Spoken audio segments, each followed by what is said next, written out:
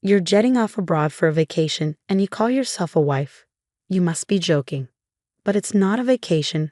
I'm attending a wedding ceremony. Shut up. You're married. You shouldn't leave the house. Do you want a divorce? The person relentlessly railing at me is none other than my husband. Since when did my gentleman turn into a guy like this? Being restricted from attending my best friend's wedding feels like being a slave. With a life like this, I had reached my limit. Look forward to it, okay? I'll send you straight to hell in no time. My name is Emily, and I'm 29.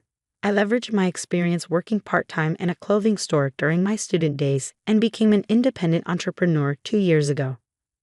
I opened an online boutique that sells clothes and accessories.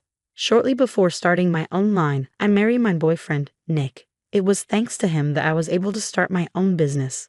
In the beginning, I struggled to get my business on track and fell down many times. Nevertheless, I managed to overcome it all thanks to Nick. Every time I faced a challenge, he would always say with a smile, "Emily, you'll be fine. Even if things are hard now, there will surely come a time when you'll succeed." I hope so, but if things don't get better, I will even be a burden to you, Nick. Don't worry about it. I want to support you, Emily, and I want to be there for you. But I would earn better if I got employed like I used to. You always said you wanted your own shop, Emily, didn't you? That dream has come true now. I'm here right by your side, so let's try a little harder together. Yeah, you're right. Thanks, Nick. I'll do my best. With the support of my husband, I decided to continue running my shop. I took full advantage of social media for marketing to get more exposure online. Thanks to that, I managed to significantly increase the number of customers. My target base is of a wide age range, so I have a large number of users. Everything is done online, so I don't have to pay rent or labor costs. Above all, I can do it alongside housework at home, so I can continue working without feeling overwhelmed. Things are stable now, and I earn a decent income. Although my business took off, there was one thing bothering me. It was that my husband was becoming more and more indifferent towards me day by day. As my business did better, I felt his words and actions becoming colder. I think it all started over something simple. A few months ago, the sales from the previous month had finally reached my target. I was so happy, and at the same time, my feeling of gratitude for my husband grew even deeper. That night, I immediately brought up the news to my husband, who had just returned from work. "Nick, listen.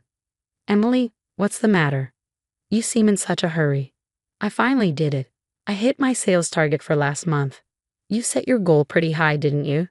Yes, we've been pretty close for a while, but I finally hit the target last month. Thanks to you for supporting me. Thank you. Ah, good for you. I'm tired today. I'm going to take a shower and go to bed. After leaving his bag on the sofa and leaving the living room, my husband went to sleep without even eating the dinner I had prepared. What happened? He'd been so supportive, so I thought he'd be thrilled, but his reaction was lukewarm at best. Was he just really tired? I had expected us to celebrate together, so my husband's response came as a surprise. That said, there's no way I could force my tired husband to be happy. From then on, his demeanor towards me gradually grew colder each day. At first, I thought it was just because he was tired or not in the mood, but as this went on for weeks, even I started to feel uncomfortable. Before I knew it, he started looking down on me at every opportunity. Whenever I was on my computer, he'd stand behind me, sneering while peeking at the screen. What, checking your sales? Trying to brag or something? What are you talking about? I have no such intentions, Nick. You peeked at the screen yourself. Huh. What kind of wife stays on her laptop when her husband's home? What are you trying to show off, saying I'm so busy with work or something? It's not like that. You've been so cold to me lately, Nick. Did I do something wrong? Despite being shocked by my husband's cold attitude, I still asked him about his true feelings. Then he sighed with an air of annoyance and blurted out, "Phew, it's exhausting. I come home tired from work, and why do I have to deal with someone so emotional?" Emotional? Why do you always speak like that?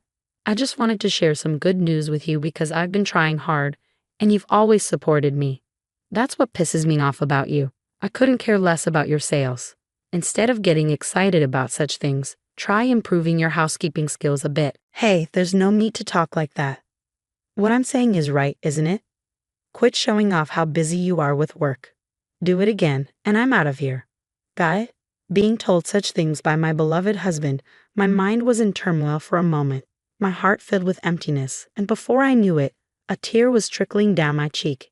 Instead of apologizing, he had a sneering smile on his face, a demonic smile I had never seen before.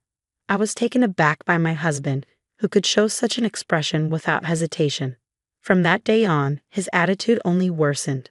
I was no longer allowed to speak freely as I used to, and I always had to walk on eggshells around him. Then, one day, I found a wedding invitation for my best friend in our mailbox. I went to middle school and high school with Elena, and we've always been close. We kept in touch regularly even after we became adults. When she got married, I remember being excited as if I were the one who got married. Now she's abroad with her husband, and the invitation said the ceremony would take place overseas. I've been stressed about my husband, so this was great news to me. It felt like a ray of light drew into my oppressive daily life. I was thinking of when to tell my husband about this.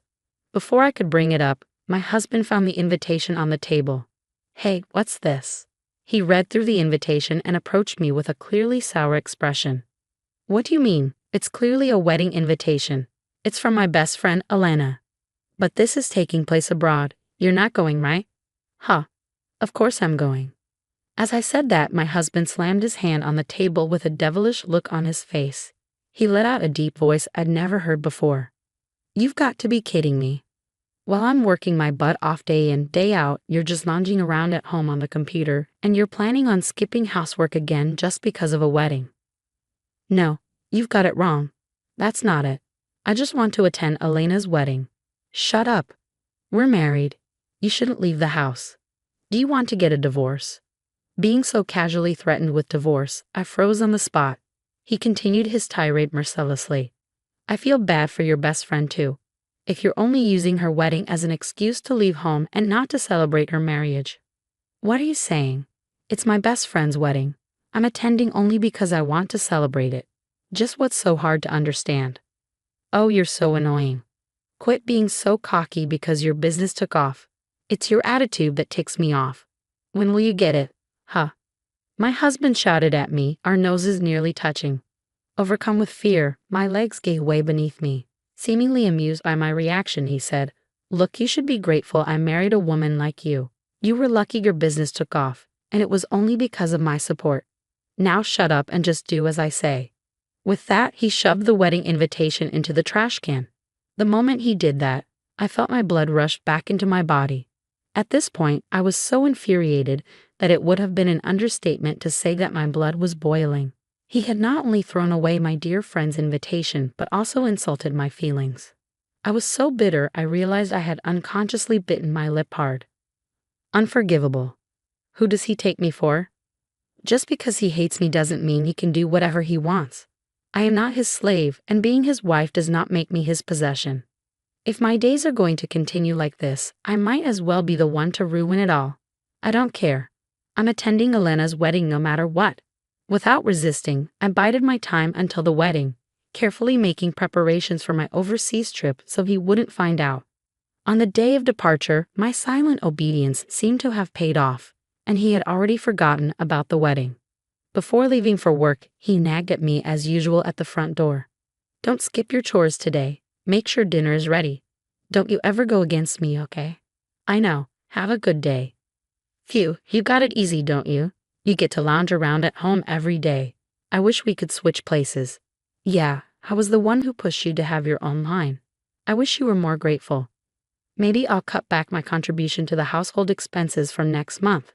It doesn't make sense for me to be the only one struggling." Mumbling such things, my husband left the house. Suppressing the urge to talk back, I patiently waited until he was out of sight. Once I confirmed that Nick was on his way to the station, I immediately began my preparations. I grabbed the suitcase I had prepared in advance, called a cab, and headed for the airport.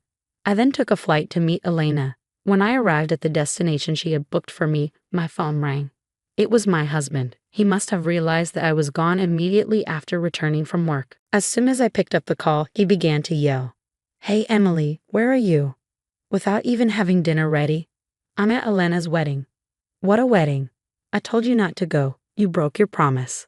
"I never said I wouldn't go, and I don't remember making such a promise." "Don't mess with me. I've disciplined you over and over not to leave home. You're my wife, after all. Disciplined? What are you talking about? That's just you forcing me to put up with your selfish expectations. Perhaps angered by my defiant attitude, he yelled. That's it. We're getting a divorce. Look, if you don't want that, come back home now. Got it. Without waiting for my response, he hung up the phone. No matter what he says, I don't care because my mind is already made up. After my best friend's wedding, I spent a full day sightseeing before returning to the States. I arrived home prepared to have a talk with my husband, but he was nowhere to be found. On the table was a divorce paper. He had already signed it, and that wasn't it. My computer for work was completely smashed. By leaving the divorce papers and breaking my computer, he was probably trying to get back at me. There was not a shred of love left for him in me. I signed the divorce papers on the table and packed my things into my suitcase again. I took the divorce papers and headed to my parents' house. On my way there, I stopped by the city hall and submitted my divorce papers. When I arrived at my parents' house, I told them everything that happened. My parents were surprised at first, but their faces hardened as they listened. If Nick were there, my father would have definitely punched him. As I was relaxing at my parents' house, which I hadn't visited for a long time, my phone rang. It was a call from my husband. I didn't expect him to call this soon. I answered the phone without flinching. Hello. It's been a while, Emily. You're back in the country, huh? I got back today. So what? You're cold, huh? Oh, maybe you were shocked that I filed for divorce, huh? Huh. My husband seemed to think I was grieving. He continued in a condescending tone, which was noticeable even over the phone. Relax, I'm not serious either. I just wanted you to reflect on yourself, so I gave you a little scare. Reflect on myself. What for? You went abroad without my permission and had the time of your life. Had the time of my life? I just attended Elena's wedding. You're so persistent. That's what I mean by having the time of your life, leaving your husband behind, abandoning your housework, and going on an overseas trip. You're disqualified as a wife, you little. Enough already. Who do you think you are? Just because we're married, just because you're my husband, you think you have the right to control everything I do. What, Emily? Enough is enough. In the end, you just can't stand that I'm successful at work, right? You don't like having a wife who earns more than you. You're such a deadbeat. It's pathetic to be jealous of your wife. If it bothers you, go ahead and make more than I do. Emily, did you just say that? I'm seriously gonna break up with you. Go ahead. In fact, we're already divorced. What? I filed for divorce. There's no way I can continue being married to a piece of trash like you. Just so you know, if you think you can break me with such threats, you got it wrong. I'm not gonna let you manipulate me. Don't ever show me that disgusting face of yours again, you jerk. He must have been shocked by my harsh words. He fell silent, so I said goodbye and hung up the phone. Afterward, I hired a lawyer and billed him for the desktop he destroyed. Moreover, the text and voicemail messages came in handy. His attempts to control my actions and his constant verbal abuse were proven, and I was able to collect damages. As a result, his savings dwindled and he was left in debt. His parents refused to help him, saying it was his own doing, and he ended up having to borrow money from loan sharks. Now he's stuck in a vicious cycle of borrowing to pay off debt, wandering in hell. He was never a high flyer, and I heard that he made mistake after mistake at work, eventually being sidelined. On the other hand, I've been living at my parents' home since the divorce. Thankfully, my current job doesn't tie me to a particular location. I can continue my peaceful life at home, and my parents are happy to have me stay with them. This lifestyle will likely continue for a while. Marriage isn't the only way to happiness. The most important thing is to have a family that cares for you. I've come to realize this once again.